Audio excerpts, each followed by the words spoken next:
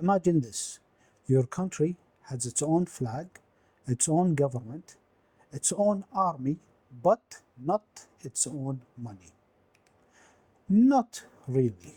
14 African nations today use a currency that was created in 1945 by France, and it's still to this day backed, guaranteed, and partially controlled by the French Treasury. Some people call this a lifeline, a shield against inflation, a guarantee of stability in some of the most volatile economies on earth.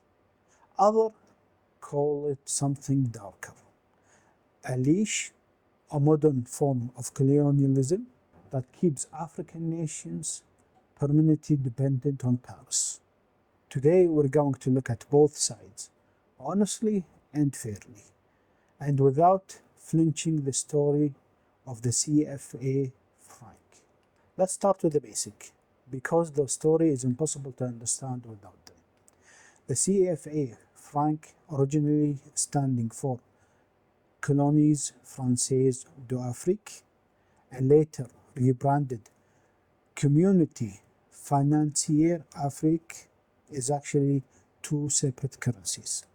The West African franc, CFA, used by 8 nations, including Senegal, Côte d'Ivoire, and Mali, and the Central African franc, used by 6 countries, Cameroon, Gabon, and Chad. Both are pegged, meaning fixed, to the euro at set exchanges, and both are guaranteed by the French Treasury. This guarantee is the central point of this debate. Everything flows from it. Here is how the system works in practice. Because the France guarantees the currency, the member countries are required to deposit a portion of their foreign exchange reserve into an operational account held by the French Treasury. For decades, that figure was set at 65% of all the country's foreign reserve. It was later reduced to 50%. The idea is that France needs a collateral to back its guarantee. The countries also cannot devalue their currency independently. They cannot print money freely. Their monetary policy is, to a significant degree, set externally. Now, depending on who you ask, this is either the system that guarantees the strength or its original sin. Let's hear both sides. Let's start with the system defenders, and they are serious, credible voices in this camp. Argument 1. Stability. Currency stability is not a small thing. It's the foundation on which business plan, investors commit, and ordinary people save. Many African nations that abandoned colonial era currencies or created entire new ones have experienced devastating inflation, currency rises, and economic chaos.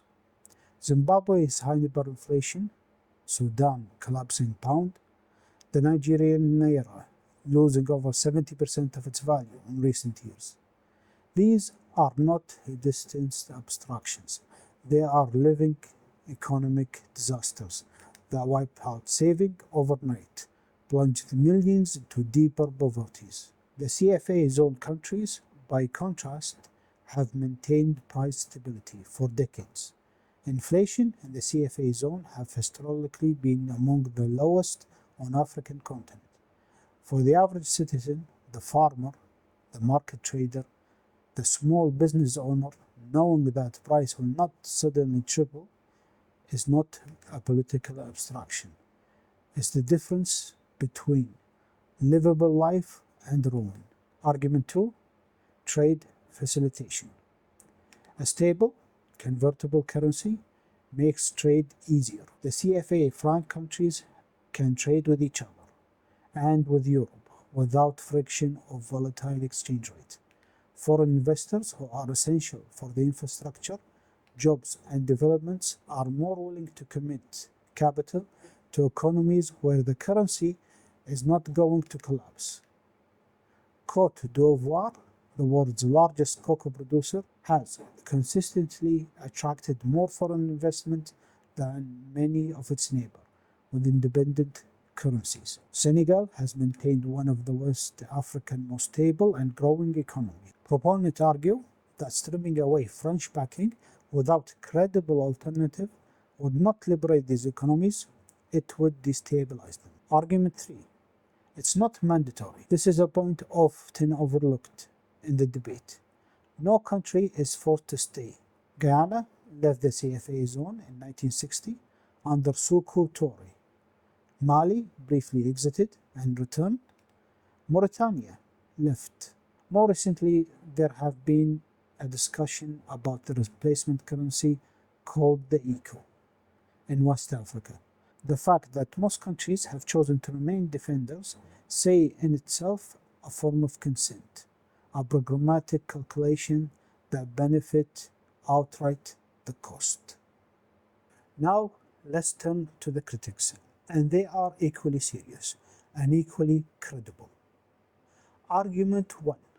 Sovereignty is not optional. For many economists and political thinkers, particularly African ones, no amount of stability justifies a former colony having monetary policy managed in Paris. Full stop. The ability to control your own currency is one of the most powerful tools a government has. It can lower interest rates to stimulate growth. It can devalue its currency to make export more competitive. It can respond to economic shock with monetary tools. CFA zones countries have largely surrendered this toolkit. When a CFA franc was devalued by 50% in 1994, a decision was made in coordination with France and the IMF. It was not made by the African governments themselves. The result was immediate, doubling of the cost of imports. Prices spiked. Debt increased. The people who paid the price were African citizens, who had no voice in the decision-making process. Critics argue this is not a technicality. It's a fundamental nature of the argument. Argument 2. The reserve question. The requirement to deposit foreign exchange reserve in Paris has long been a source of deep resentment. The argument is straightforward.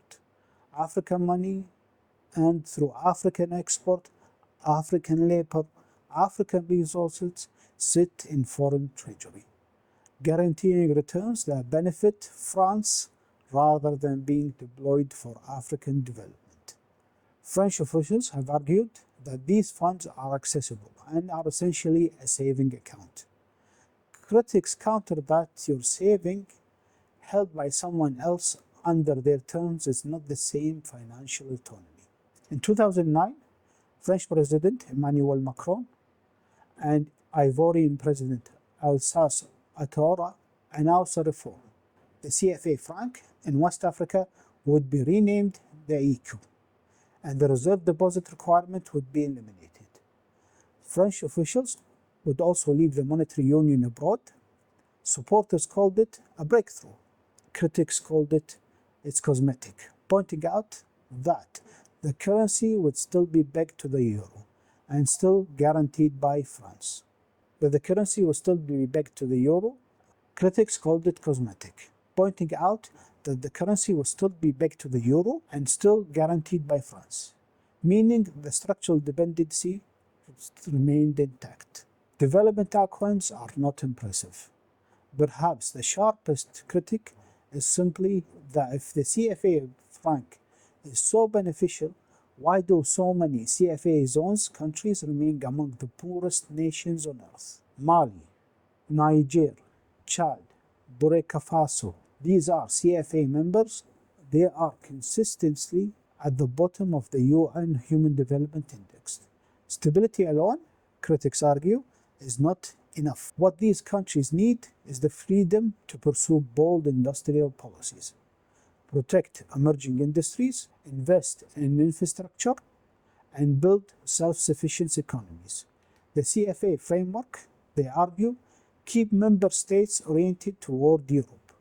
exporting raw commodities, importing finished goods, rather than developing internal economic complexity that create a lasting wealth. We cannot talk about the CFA franc without talking about what's happening politically right now. Between 2020 and 2023, a wave of military coup swept through the CFA zone: Mali, Guinea and Burkina Faso, Niger and Chad. In several of these countries, the juntas that took power have explicitly and loudly anti-France. French military forces have been expelled. French ambassadors have been asked to leave. Anti-CFA sentiments have become a rally cry, a symbol of a broader frustration of France's continued political and economical influence in the region.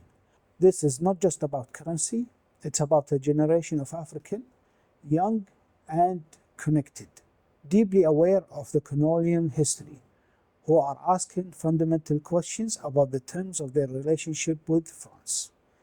The CFA franc has become the most visible symbol in this conversation. Whether the currency itself is the real cause of the underdevelopment, or whether it's a convenient scapegoat of internal governance failure, corruption, and global commodity dependency. That is a debate that economists will continue to have. Politically, the tide is shifting, and the shift will shape the future of the franc, whatever it's eventually called. So, where does that leave us? Here is my honest read after looking at this from both sides. The people who defend the CFA are not wrong.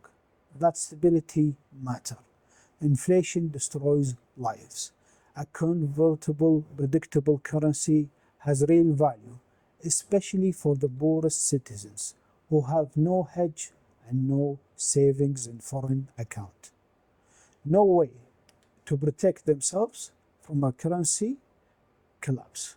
But the people who criticize it are also not wrong. That sovereignty matters. There is something deeply uncomfortable about a post-colonial argument where African governments cannot fully control their own monetary policy, where reserves sat in Paris for decades, and where major decisions have historically been made, with French interest at least partially in the room. The real question is not the CFA or no CFA. The real question is, what would a genuinely African alternative looks like?